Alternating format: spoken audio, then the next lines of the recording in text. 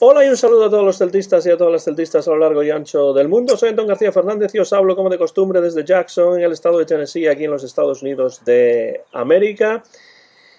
Ha terminado un nuevo encuentro el Real Club Celta de Vigo y de nuevo el Celta no es capaz de ganar. Real Club Celta 1, Girona 1, un punto de los tres posibles que habrían certificado sin ningún tipo de problema la permanencia para el Real Club Celta de Vigo, pero a pesar de que el Celta mostró una cara diferente y desde mi punto de vista jugó mejor que en los últimos meses a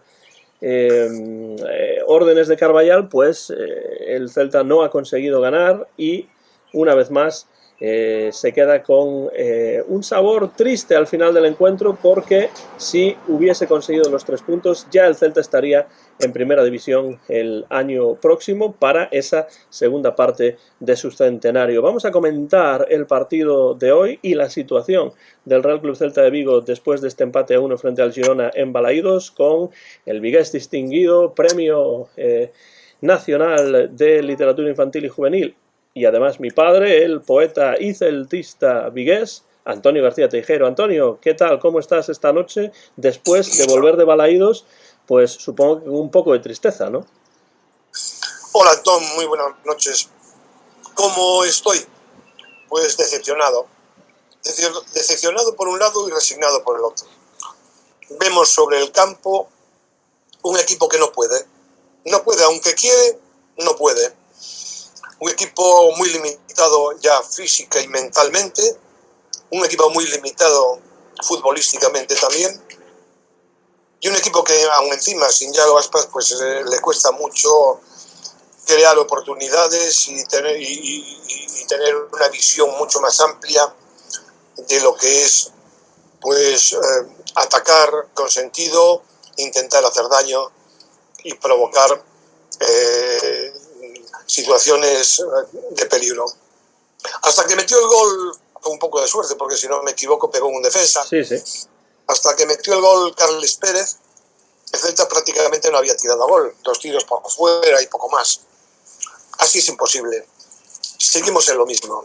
No tenemos un centrocampista que asuma el peso del equipo y sea el que marque los momentos, los tiempos y demás.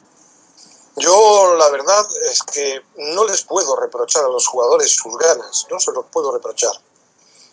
Hacen lo que pueden, a veces más de lo que pueden, pero hay mucha limitación en este equipo.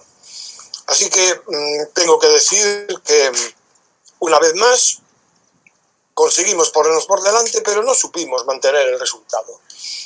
Y no se supo mantener el resultado porque seguimos teniendo unos despistes en defensa brutales. El penalti, a todas luces innecesario, que estaba claro, yo lo estaba viendo porque fue delante más o menos de donde yo estaba y vi que iba a terminar en penalti. Sabía que iba a picar Javi Galán. Si un lateral que es defensa pica en esos momentos, es que la cosa no está nada bien. Así que la verdad, fútbol ramplón, más intensidad, sí, porque ellos le echan ganas. Yo desde luego no seré quien les eche en cara las ganas a los jugadores del Celta, pero hemos llegado a un punto, Antón, en el que este equipo está atenazado. Si ya no tiene grandes ideas, ahora tiene muchísimas menos, porque el equipo está atenazado. Se le notaba nervioso en la segunda parte. Hubo un momento que se echaron muy hacia atrás. No había seguridad en los pases, quemaba el balón en los pies. Y bueno, es lo que hay, es lo que tenemos, es lo que nos han dado en agosto del año pasado. Pero ¿no te parece que en el partido de hoy, frente al Girona, el Celta jugó mejor? Quiero decir, jugó con más intensidad que en otros encuentros, llegó a veces, muchas más veces o unas cuantas veces más arriba y con mayor claridad a la portería de Gazzaniga. Es cierto que no se marcó, no se aprovecharon algunas ocasiones que sí hubo, pero a mí me dio la sensación de que este Celta no es que mostrase una cara nueva o diferente, pero desde luego jugó mejor que en los últimos 2 meses o 2 meses y medio. Es que peor no se podía jugar, era totalmente imposible. Este equipo le falta dirección, Antón. Le falta dirección, me refiero en el campo. No hay quien dirija el equipo. Sí se llegó por las bandas en algún momento. Hubo 2 paradas muy buenas del portero a tiros de Carles, si no me equivoco. Y bueno, fue todo lo que el Celta... Se empeñan en tirar córneres que no valen absolutamente para nada. Hubo 2 o 3 córneres seguidos y siempre tuvieron la misma resolución, despeje de cabeza de la defensa. No hay intento de sorpresa, de sorprender a los rivales. Sinceramente, no se podía jugar peor de lo que estaban jugando, pero este Celta está descabezado. Este Celta no tiene un juego preciso y claro, todo viene a que cada partido que pasa están más ahogados, están más nerviosos. Ganas e intensidad sí que le echaron. Llegadas en la segunda parte hubo algunas en un determinado momento, pero no nos olvidemos que Iván Villar hizo 2 paradas que pudieron haber resultado el partido de no haber sido por el joven portero gallego.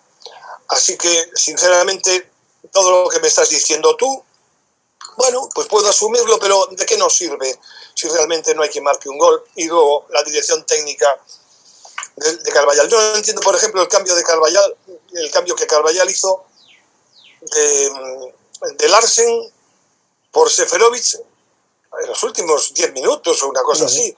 Estaba claro que Larsen se estaba pegando con todo el mundo, estaba intentando 1000 cosas, pero Larsen estaba muy desacertado. El gol que falló una vez más delante del portero es inadmisible para un delantero centro.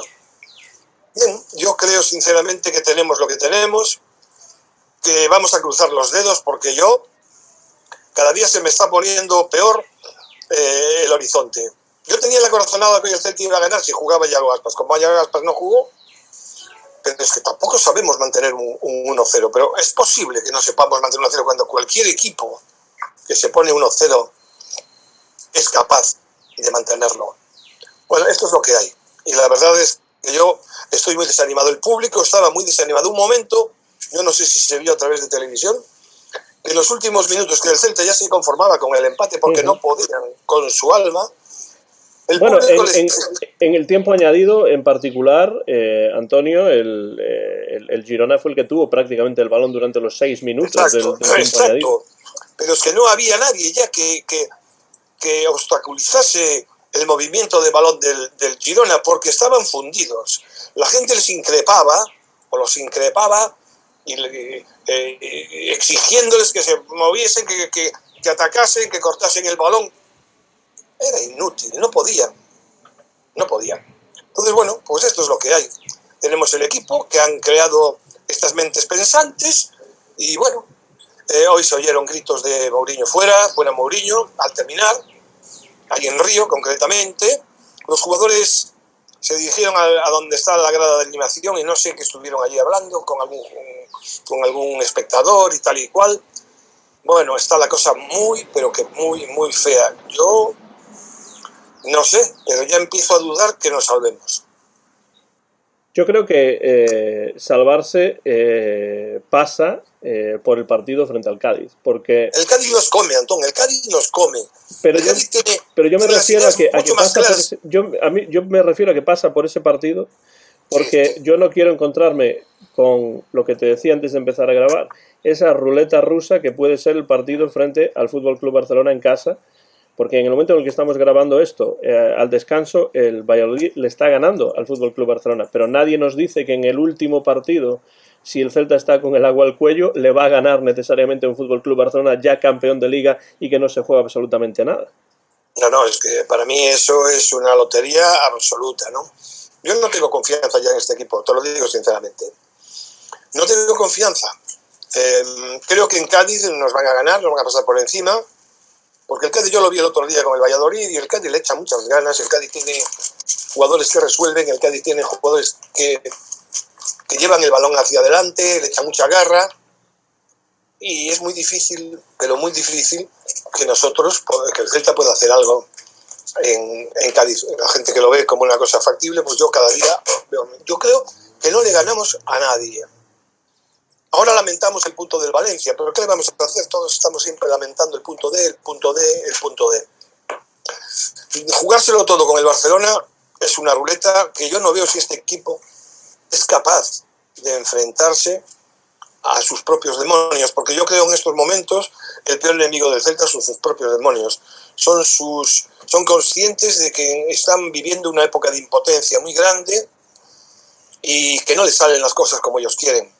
Se fallan oportunidades, cuando se crean, se fallan, se repiten las jugadas una y otra vez. Por ejemplo, los córners que decía antes, se sacaron 3 o 4 córners exactamente igual. Podríamos estar sacando 15 córners y sería exactamente igual. Después hay una cosa, Carles Pérez es un jugador interesante, pero vamos, hasta la segunda parte, Carles Pérez en el primer tiempo hacía siempre la misma jugada, coge el balón, se lo pasa hacia la pierna izquierda y va buscando, pero los jugadores ya, los contrarios, saben cómo es y lo taponan, entonces el balón no llega a portería. Otra cosa fue el gol que metió, que vino de un pase, pero no fue en jugada partiendo de él. Bueno, el gol viene sobre todo de una recuperación de Galán, ¿no? Que eso es lo que yo decía, que haciendo una presión un poco más intensa y un poco más alta se pueden recuperar balones que después dejan al equipo en una buena situación para atacar a un equipo que está saliendo, ¿no? O sea, a mí me parece que es el gol que marca el Celta. Bueno, un porcentaje grande tiene que ver con esa recuperación, el pase atrás y después, por supuesto, la fortuna de que el balón, como tú comentabas anteriormente, golpea y se desplaza hacia el lugar que no esperaba el portero porque rebota en un defensa. Claro, pero el Celta recuperó muchos balones hoy, porque el árbitro dejó jugar bastante. Entonces, el Celta recuperó balones, pero luego no sabía qué hacer con ellos, los perdía. Entonces volvía a perderlos otra vez y este es el problema. Porque falta alguien que centre el juego, falta alguien que haga reposar, que se asuma la responsabilidad y que dirija el medio del campo. Y como no lo hay, pues todo el mundo hace lo que puede. Desde luego, yo solo puedo aplaudir a 2 jugadores hoy por encima de todo. Aparte de Iván Villar, que por arriba volvió otra vez a asustar un poco cuando había llovido, porque tropeza siempre con alguien, o hubo falta sobre el defensa, pero él no tenía nada que ver con eso, y ya había tropezado. Es un peligro. Hubo otra jugada que no se entendieron entre él y Aidú para evitar problemas despejó de cabeza. Hubo otra con Hugo Mayo, que si le paso, que si le puedo de cabeza, que si tú no saliste. Bueno, eso se nota mucho, pero desde luego, debajo de los palos, este muchacho ha salvado al Celta hoy de manera clara. Sí. Cuando se habla de si los porteros dan o no dan puntos, en este caso, desde luego, él sí ha dado este punto, porque sobre todo esa parada en el minuto 95 a mano cambiada, si eso no lo hubiese conseguido parar, el Celta se quedaba otra vez con 2 palmos de narices. Es un paradón. Y en el primer tiempo también salvó un tiro al final, en el minuto 44, sí. Que iba, para mí que eso iba dentro. Bueno, independientemente de eso, hay 2 jugadores que hoy estuvieron desde mi punto de vista monumentales, que fueron Aidú atrás. Es un partido muy completo, en la línea del Aidú que nos gusta, que conocemos. Y luego Tapia. Renato Tapia hoy hizo un partido excelente.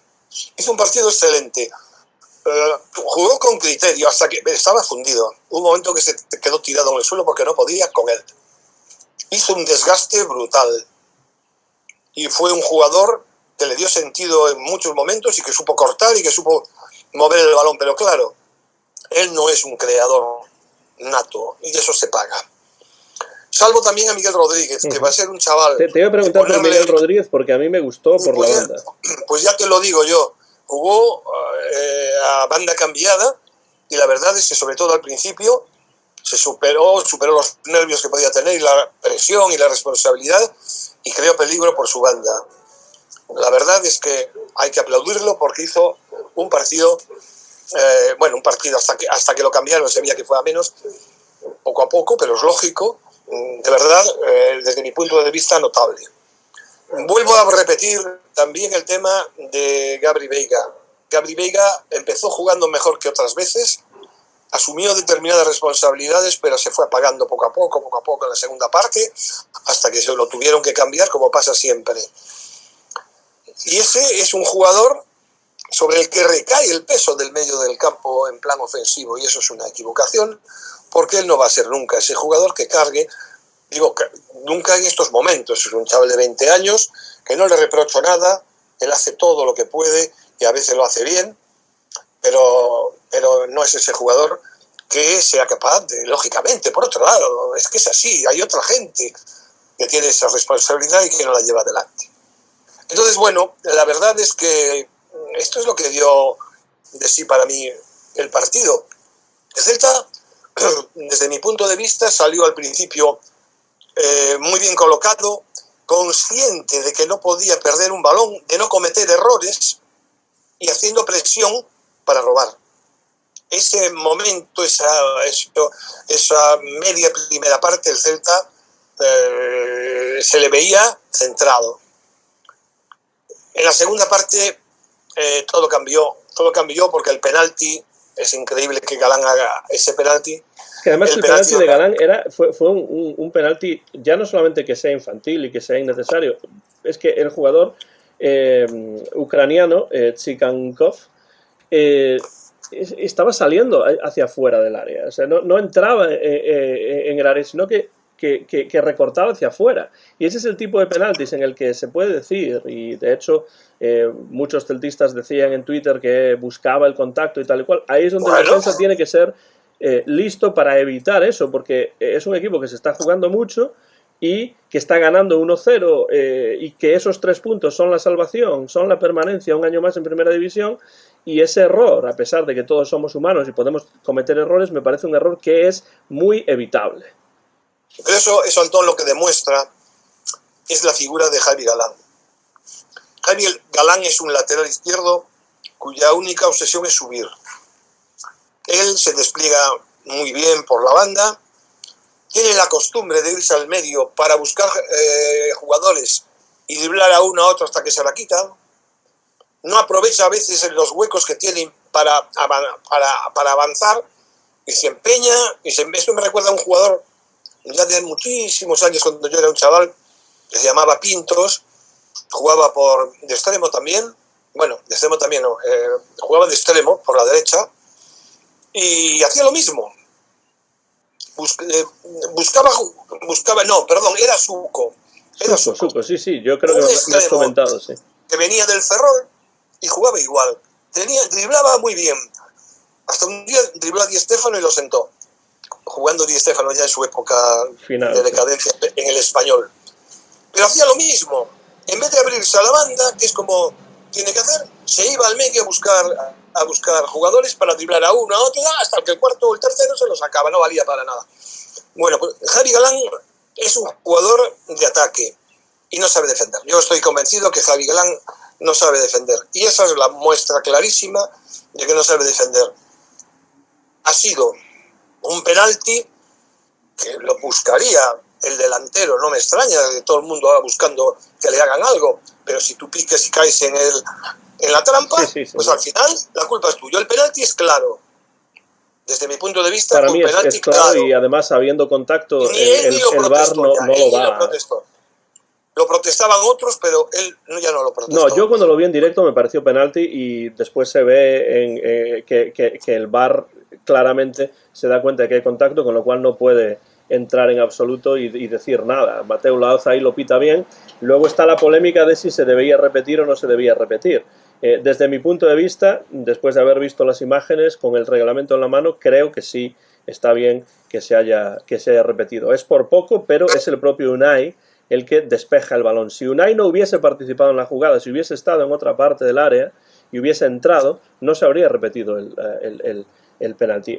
Molesta mucho, duele mucho que te empaten de esa manera, después de que Iván Villar haya conseguido parar, porque además lo paró muy bien, aguantó, vaya paradón, adivinó perfectamente, y es muy difícil, como tú bien sabes, parar ese penalti, pero lo paró y después evidentemente duele mucho, pero con el reglamento en la mano y con el VAR funcionando, es un penalti que a mí no me parece equivocado que se repita, por mucho que nos duela a los celtistas, que a mí me dolió como el que más.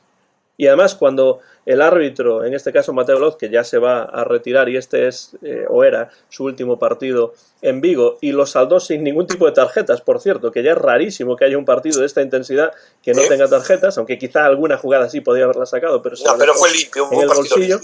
Increíble, ¿no? Pero yo, desde luego, tengo que decir que a mí me parece que el penalti está bien repetido. Quizá los celtistas y las celtistas que escuchan esto pues estén en desacuerdo, pueden dejar comentarios por la parte de abajo, pero a mí no me parece que haya sido descabellado repetirlo. Otra cosa es que alguien diga, se habrá hecho con otros equipos, se habría hecho, eso ya es otra cuestión, pero yo creo que está bien repetido. Y de hecho, tengo que decirlo, Mateu Laoz, teniendo en cuenta cómo está el nivel del arbitraje español, teniendo en cuenta que tiene muchas cosas que a mí no me han gustado, creo que ha sido, no en este partido, sino en su carrera en general, me parece de los mejores árbitros que ha habido en España en los últimos 10, 20 años. Mira, eso el tema del penalti tengo que dejártelo a ti, porque claro, eso en el campo no se percibe. No lo vi, aún no me dio tiempo a verlo, tampoco no sé si lo voy a ver porque tampoco tengo mucho interés, pero cuando tú lo dices yo creo profundamente en lo que estás diciendo. Da mucha rabia porque fue un paradón, una parada extraordinaria.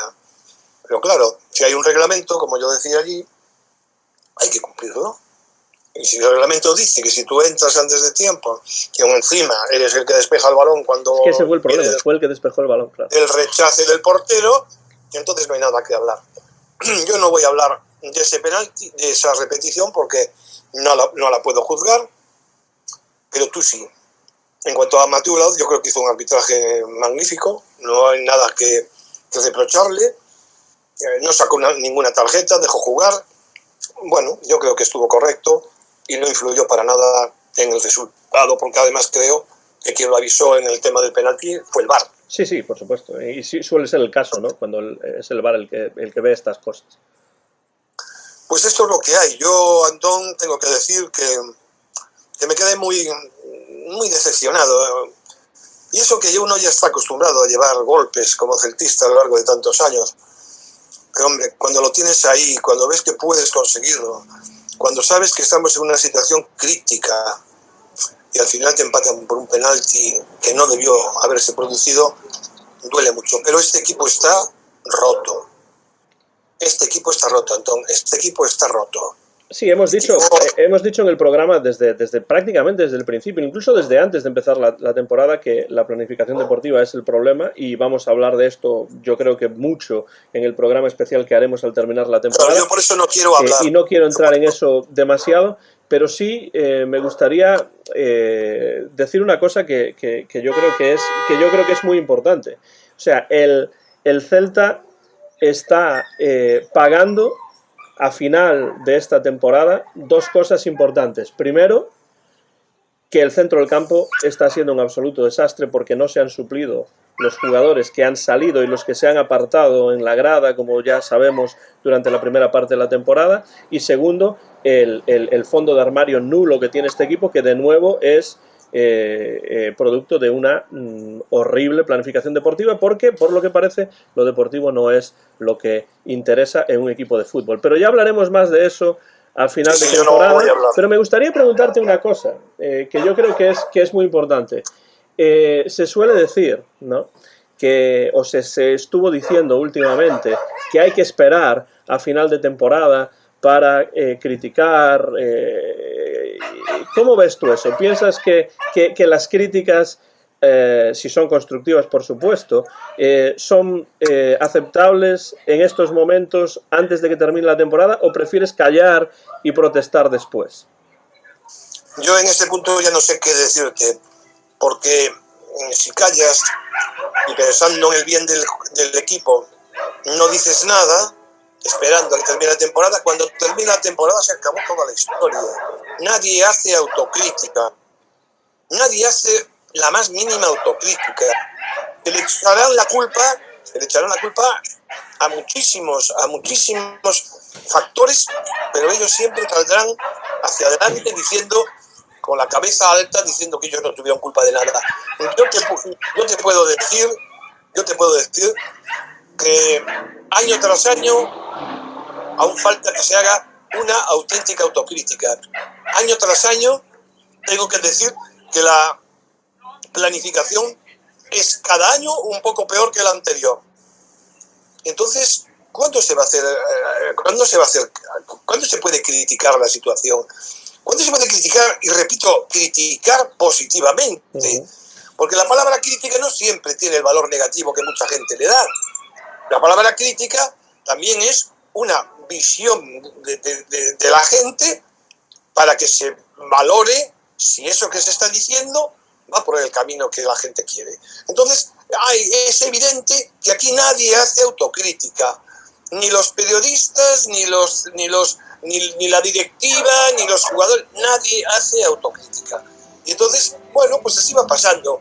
Si a ver si nos salvamos de casualidad, y menos mal, nos salvamos y tal, y nada, a volver a planificar la temporada que viene de una manera absolutamente irracional y de una manera en la cual lo deportivo no juega ningún papel.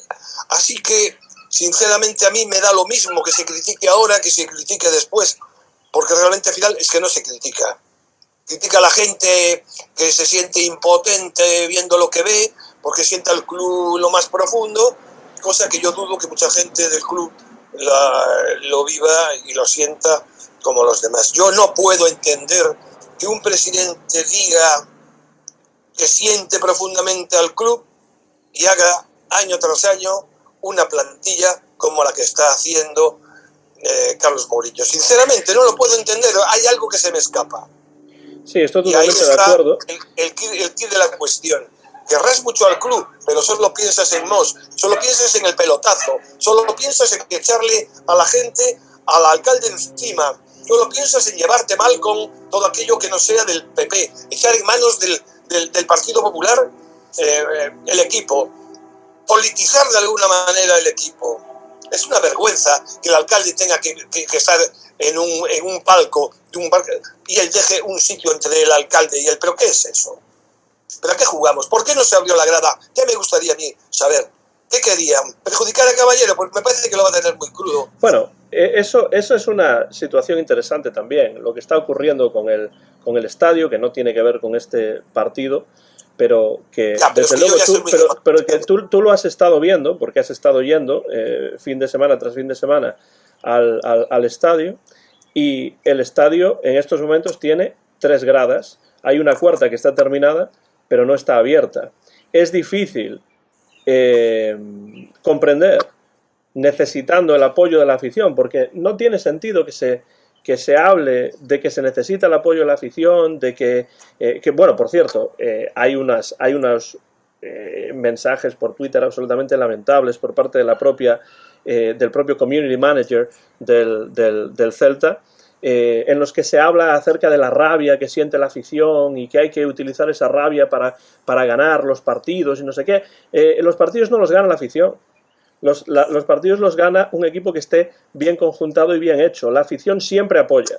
La afición apoya siempre hasta el final. El problema no es la afición, pero si lo que se quiere es que haya ayuda por parte de la afición, lo lógico sería, digo yo, que se tratase de abrir lo antes posible esa grada, porque esa grada parece, al menos desde la distancia, al menos en la televisión, parece terminada. ¿Cómo ves tú esa situación? A mí me da muy mal que pensar que no se haya abierto esa grada, teniendo en cuenta que estamos en un periodo electoral en el que todo el mundo sabe, quiera o no quiera, que el próximo alcalde de Vigo es el que está ahora, Abel Caballero. Yo, si estuviese en Vigo, te puedo decir que no votaría probablemente a Abel Caballero. Yo, si tuviese derecho al voto y estuviese en Vigo, probablemente no votaría a Abel Caballero, pero sabiendo que Abel Caballero va a ser el próximo alcalde de Vigo, sin ninguna duda. Me guste o no me guste, esté contento con ello o no. Entonces no tiene sentido lo que está ocurriendo con esta pelea entre el Real Club Celta de Vigo y el Concello de Vigo. No, para mí es totalmente incomprensible que eso se haga, porque si se hace por cuestiones políticas, que evidentemente tiene que ser, es una pérdida de tiempo y es una pérdida de esfuerzo totalmente. Y de ética, Don. Bueno, además de eso, pero si lo quieres ver desde un punto de vista estratégicamente político, que desde mi punto de vista es muy criticable, pero incluso ya no entro en eso. entro en lo inútil que es ese tipo de actitud, sin justificar a Abel Caballero, que no es tampoco santo de mi devoción, pero me parece que lo que está ocurriendo entre el Concello de Vigo y el Real Club Celta de Vigo, desde mi punto de vista, es mucho más lamentable lo que está ocurriendo desde el Real Club Celta de Vigo y no tanto desde un ayuntamiento, desde un concello que tiene que velar por los intereses de todo Vigo, no solamente del Estadio Municipal de Balaídos y no solamente del Celta. Tienes toda la razón y yo estoy de acuerdo contigo en todo lo que estás diciendo, entonces ya no quiero repetir. Yo lo que Pero ¿por qué no se abre esa grada? Es mi pregunta original. Pues el Celta le echa la culpa al de Vigo de que no está terminado determinadas cosas, determinados accesos. El alcalde lleva diciendo que está abierta, que está terminada y que le faltan poner las cosas que tiene que poner el Celta de acuerdo con la Liga de Fútbol Profesional. Y ahí está. Como se dice por aquí, lo dice mucha gente, aquí hay una batalla política en la cual el presidente del Celta, digamos que le ha hecho la campaña al PP, al Partido Popular. Todo el rollo de Mos, el pelotazo que dieron en Mos con ese Galicia 360, que no sé en qué me va a mí como socio a beneficiar en nada, pelotazo arriba, el Partido Popular, la Xunta de Galicia, que por interés de bien público, digamos que denominó determinados terrenos, y ya está, ¿no? Es decir, una cacicada más, un palo más, vergonzoso. Y resulta que este hombre se ha dedicado a echar al Celta en manos de la Xunta de Galicia. Y eso es una vergüenza, una auténtica vergüenza. Yo nunca vi al club tan politizado como ahora. ¿Por qué? Pues porque las ideas de Mourinho es dar el pelotazo, la idea de Mourinho es hacer dinero, la idea de Mourinho es tener, digamos, un patrimonio para poder vender en su momento el club, y lo deportivo no le interesa prácticamente nada. Pero nada, como se ha venido demostrando. ¿Tú crees que esto es una plantilla bien planificada? Ahora mucha gente dice, bueno, es que claro, Carvajal no puede hacer más, porque con esta plantilla, dice alguna gente. Y yo digo, y a Coudet se le sacrificó, después de haber hecho 2 temporadas excelentes, se le sacrificó este año, y sí había plantilla cuando estaba Coudet. Es que no lo entiendo. Claro. Si hay jugadores que están mejor ahora es porque llevaban un año sin jugar y habiendo trabajado y entrenado y jugado y tal y cual, poco a poco fueron cogiendo la forma. Carles Pérez, por ejemplo. Pero ahora resulta que no hay plantilla. Y cuando estaba Coudet, es que Coudet está muy malo. La gente de verdad tiene muy poco criterio, y yo te puedo decir sinceramente que estar en Balaídos es crisparse una y otra vez. Pero hoy se oyeron muchos gritos, yo no sé si se percibió o no se percibió en la televisión, y cuando salíamos, yo salía del campo, entraba en su cochazo el presidente del Celta, y hubo gente que le increpó, se puso nervioso, dio para atrás, le dio el coche de atrás, le increpó, y la policía impidió que la acercara, y hay alguna gente que lo estaba insultando, cosa que a mí no me parece lógico, pero increpar se puede increpar, insultar ya es otra cosa. Y resulta que se vivieron momentos de tensión. Esto quizás no salga en ningún periódico, eso es una primicia del Barça. Exclusiva, ¿no? Pero ciertamente me parece lógico que haya crispación, teniendo en cuenta que esto no es algo de esta temporada, esto es algo que ya lleva trayendo cola durante varias temporadas. Entonces, lógicamente, el hecho de que muchos periodistas no se atrevan a criticar a la directiva, a la gestión de la directiva, etcétera, etcétera, que no se atrevan a hacer ciertas preguntas en rueda de prensa, todo esto se salva de todo ello. Además, de por el hecho de que gran parte del periodismo no ataca al club quizá todo lo que debería, también el hecho de que por H o por B el Celta se haya ido manteniendo año tras año en primera división, a veces con más pena que gloria, o muchas veces con más pena que gloria, pero esa es la verdadera razón. El hecho de que no ha ocurrido el desastre todavía. Estamos en una temporada 2022-2023 en la que puede consumarse ese desastre en un momento histórico para el club, y es lógico que haya esa crispación, porque la crispación la siento yo y estoy a 5.000 kilómetros de distancia. Entiendo que la gente que está todos los fines de semana yendo al campo, como tú y como muchos otros, pues estarán muchos de ellos muy cansados de esta situación, estarán muchos de ellos con necesidad ya de pedir explicaciones, y como las explicaciones además año tras año no se han dado, no se ha hecho la autocrítica que tú comentabas anteriormente, es lógico que haya ese tipo de situaciones. No justifico el insulto, del mismo modo que no justifico a ninguno de esos racistas que están atacando a ese jugador del Real Madrid, Vinicius Junior, aunque al mismo tiempo también critico a Vinicius por su actitud. Pero los insultos racistas o los insultos de cualquier tipo no son aceptables en absoluto, no son admisibles en absoluto. Yo no voy a ser tampoco, tengo que decirlo, tan idealista como para pensar que en los 15.000 aficionados que van a Balaídos, pues nadie va a insultar. Lo que sí no puedo aceptar en absoluto son los insultos racistas, pero eso es otro tema sobre el que podríamos hacer un programa completo. Ese es otro tema que se puede hablar, y te puedo decir que hoy Carlo Ancelotti estuvo muy bien diciendo algunas cosas, aparte de pedir unas ciertas disculpas por haber dicho que si todo la grada estaba diciendo. Pero bueno, yo no quiero entrar en eso, quiero entrar en lo que dijo. Hay una cosa que dijo que me quedo con ella y que además es la pura realidad, porque lo veo un día sí, otro también, o un domingo sí y otro también. Demasiada gente va al fútbol a insultar. Sí.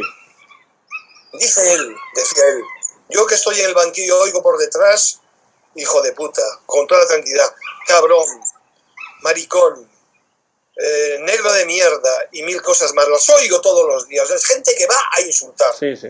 Y luego decía Ancelotti, y me gusta que diga esto, que en la Premier eso se erradicó totalmente. Decía Ancelotti que no hay policía en los campos ingleses. Que no hay policía. Y si aquí, en cuanto nos acercamos al campo, hay una furgoneta con policías, otra furgoneta de atrás, otra furgoneta no sé cuánto, policías con las armas y tal. Que es que vamos a la guerra. Eso lo dijo Ancelotti y dijo muy bien. Es una vergüenza. Y en Balaídos también pasa. No hablo ahora de racismo, hablo del insulto. Sí, el insulto. Porque racismo hay. Pero muchos de los insultos racistas son porque ya no quieres hacerle el daño posible y ya no sabes lo que puedes llamarle. Es terrible, es terrible. Pero bueno, eso es otra historia. Yo lo que te puedo decir es que estoy en contra de la gestión de esta directiva ya desde hace muchos años, pero de mi boca no saldrá nunca un insulto hacia nadie. Hay un respeto, pero hoy el presidente, cuando se vio no acorralado, pero por lo menos increíble. Yo entiendo la crispación, por supuesto, no acepto ni justifico los insultos, pero entiendo esa crispación porque yo mismo la siento en muchas situaciones. Antonio, para ir terminando este episodio del Bar Celeste, me parece, por lo que comentabas al principio de nuestra conversación, que tú no tienes muy claro, no eres muy optimista en lo relativo al partido frente al Cádiz, el equipo que tiene necesidad imperiosa de ganar ese partido, y equipo que es además uno de los equipos de nuestro común amigo Luis García Gil, a quien le enviamos un saludo desde aquí porque sé que estará en ese partido importante para el Cádiz. Pero tú no eres muy optimista en cuanto a ese partido. ¿Cómo ves ese viaje a Andalucía del que esperemos que el Celta no venga trasquilado? Pues lo veo francamente negro. Lo veo francamente negro por una razón. Porque yo veo al Cádiz con ideas. Yo vi al Cádiz el día del Valladolid con ideas, achuchando, llevando peligro al área del portero vallisoletano, de Masip, y lo vi muy mentalizado de la necesidad de ganar ese partido, pero no de una manera loca, sino de una manera bastante racional, dentro de la intensidad y el fuego que le echaron. Y yo veo, por otro lado, un equipo que cada vez está peor, que cada vez comete más errores y que está absolutamente fundido.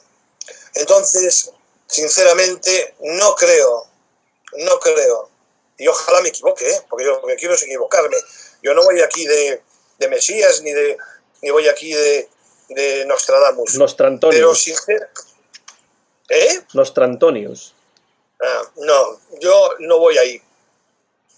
Yo lo que sí voy es que estoy viendo una realidad, porque yo vi el medio tiempo del otro día del Cádiz y el Valladolid, y el Cádiz se comió al Valladolid. Sí, sí. Pero bueno, por garra, por ideas y por todo se lo comió. Hoy le sigue ganando al Barcelona en el minuto 72. 2-0. El Valladolid. Bueno, pues yo sé que el Cádiz si nos gana, el Cádiz si le gana al Celta, si nos gana, voy a decirse hoy si nos gana, pues te puedo decir que independientemente de lo que haga el Cádiz mañana, el Cádiz se pondría por encima del Celta. Por encima del Celta, subiría por encima del Celta. Y si el Valladolid vuelve a... Si el Valladolid tiene 38 puntos en estos momentos y el Getafe tiene 35. El Getafe juega con el Atlético de Madrid. No, perdón, el Getafe juega con el Betis. Y el Español recibe el Atlético de Madrid. Si el Español se le da por ganar al Atlético de Madrid, se pone con 37 puntos. Esperemos que el Atlético por lo menos saque un empate. Y el Getafe, como puntúe, te pone con 36. Ya no digo que gane, porque si gane ya eso ya puede ser terrible. Entonces las cosas pintan muy mal, muy mal. El Celta, si se salva, va a ser por deméritos de los demás. El Celta está en caída libre. Y esto me recuerda a aquel año en el que el Girona... Precisamente el Girona, sí. El Valladolid le acaba de calcar el tercer gol al Barcelona. 3-0, sí, efectivamente. 3-0. Entonces, yo lo que digo es que recuerdo aquel Girona que hizo una primera vuelta muy aceptable y la segunda parte de la segunda vuelta empezó a caer. Y al final descendió. Porque fue una dinámica que ya era imposible levantar cabeza. Y yo veo al Celta en esa dinámica. Entonces, si por el Celta el Celta bajaría a segunda división. Si los astros se reúnen y conseguimos que los demás no puntúen todo lo que yo tengo miedo que puntúen, pues entonces vamos a tener, nos vamos a salvar por los pelos. Pero no sé, yo si quieres ya que te diga una porra, yo creo que seguro Cádiz 1, Celta 0. 1-0 que pues pondría al Celta todavía en mayores problemas, porque los números, Antonio, para terminar ya, cantan. 30 puntos posibles, 6. 30 puntos posibles, 6. Y eso es muy duro pensar como celtista que en 10 partidos el Celta solamente ha sido capaz de ganar un partido y empatar 3. Esos son números de segunda división. Esos son números puramente de segunda división. Es que el Celta solo ganó 10 partidos a lo largo de la temporada. Perdió 16 partidos este año. Recibió 51 goles. Marcó 41. Menos que el Almería, menos que el Español. No sé. Realmente, como tú bien dices, estos últimos números son números de segunda división. Y si al final caemos, será muy justamente. Sí, generalmente los equipos que bajan siempre en un torneo de la regularidad como es la Liga, cuando un equipo baja, generalmente no hay injusticia que valga. Son 38 partidos, son muchos partidos para demostrar otra cosa. Si no se consigue, bien abajo uno está. Esperemos que no sea el caso, pero desde luego lo que se necesita en el Celta es lo que no se tiene desde mi punto de vista, que es autocrítica. Y esa autocrítica brilla por su ausencia, porque lo deportivo, que es lo que a nosotros nos interesa, parece ser que los gerifaltes del equipo, del club, no les interesa eso. Y eso es lo que a mí más me duele como celtista. Claro, es lo que yo te quería decir. Cuando se hacen las cosas mal un año y otro año y otro año y otro año, lo normal es que al final el canto que se va a la fuente rompa, se derrame el agua y nos vayamos a segunda. Y bajar a la segunda es muy complicado subir. Como se está viendo, equipos como el Eibar está pasando las canutas para poder mantenerse ahí en el playoff, en Las Palmas puede ser campeón y lleva ya años luchando para volver, otros sector a la vez pasándolas también muy, muy difícil, el Levante también, todo muy complicado. Por eso digo que cuando las cosas se mal y se llevan haciendo mal desde hace mucho tiempo, porque aquí no se permitió que Berizzo siguiese con su idea, que reforzase un poquito el equipo y estaría hablando de otra cosa. Desde Berizzo hasta hoy, la planificación del Celta, sacando a Coudet los 2 primeros años, la planificación es penosa, y Coudet durante 2 años fue capaz de torear, digamos, esa mala planificación y mantener al Celta con tranquilidad, hasta que al final llega la tercera y todo sufriendo, ¿no? Pues quedan 6 puntos, Antonio, y como decía Julio César, alea yacta est, la suerte está echada, y para el Celta yo creo que la suerte ha estado echada desde el principio, desde el verano, desde esa planificación deportiva tan deficiente que de la que nosotros incluso hablábamos antes del inicio de la temporada, en un programa que grabamos en directo en la playa de Samil, tú y yo, y también Fernando, que hoy, como estuvo trabajando, pues no pudo ver el partido y por eso no está presente en este episodio del Bar Celeste. Tú dijiste 1-0 para el Cádiz, yo digo 1-1, mi típico resultado, para que el Celta llegue a los 41 puntos, pero ya veremos si esos 41 puntos también son suficientes, porque ahí hay todavía mucho que jugarse en estas 2 jornadas que quedan, y el Celta juega ya no se sabe. En Cádiz, claro, el domingo a las 7 de la tarde, hora española, y 12 del mediodía aquí en el estado de Tennessee. Antonio, como siempre, un placer charlar contigo sobre fútbol y temas adyacentes, porque claro, en el Bar Celeste se habla de fútbol, pero también de muchas otras cosas, porque el fútbol es parte de la sociedad, es parte de la experiencia vital de muchas personas, y por eso hay que hablar de fútbol relacionándolo con otras cuestiones, que parece que de fútbol solo se puede hablar de fútbol. No, hay muchos temas relacionados con el fútbol de los que hay que hablar y de los que uno debe pasar tiempo tratando. Gracias por estar aquí en el Bar Celeste, y bueno, te emplazo a ese programa especial de final de temporada, esperemos que con el Celta todavía en primera división, en el que estarás tú, sé que Joaquín Avellán el Cumbias también estará, y bueno, habrá otros invitados especiales para una tertulia de final de temporada, como siempre hacemos aquí en el Bar Celeste. Pues muchas gracias, Antonio, estoy encantado como siempre, aunque te había dicho que prefería no venir, porque al final tengo que decir cosas que ya me estoy repitiendo, pero es que no le veo otra solución, no le veo un cambio significativo, veo todo lo mismo, veo que todo parte de lo mismo, y entonces pues todo lo que pueda, si tú decías que jugó el Celta mejor, ya, pero esa mejoría realmente si vale para algo, pues realmente yo creo que no vale para nada. Eso es lo que me preocupa, porque hay una frase en inglés que es too little, too late, demasiado poco, demasiado tarde, y quizá esta pueda ser la cuestión o la situación del Celta este año, desgraciadamente. Creo que está muy bien definido. Pues nada, lo que yo te digo, muchísimas gracias por invitarme, y sabes que siempre podéis contar conmigo, porque este bar hay que llevarlo adelante, y ojalá el Celta esté en primera, porque si no el bar también se empieza a tambalear.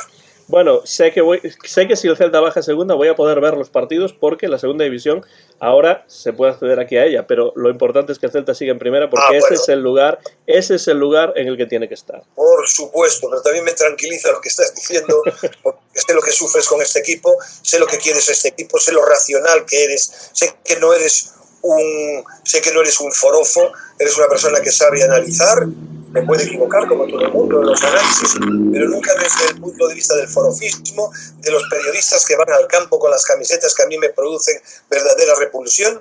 Y creo que el VAR es un conjunto de personas, o lo hacéis, un conjunto de personas que quieren por encima de todo al Celta. Y eso es muy importante y tiene que continuar. Muchas gracias. Pues muchas gracias a ti, Antonio, y ahora te voy a dejar la pelota botando del como siempre o de siempre para el berro celeste, y tú, por supuesto, tienes que gritar esas dos palabras importantes para ver si desde la distancia ayudamos al Celta en su viaje a Cádiz. Como siempre o de siempre. ¡Hala!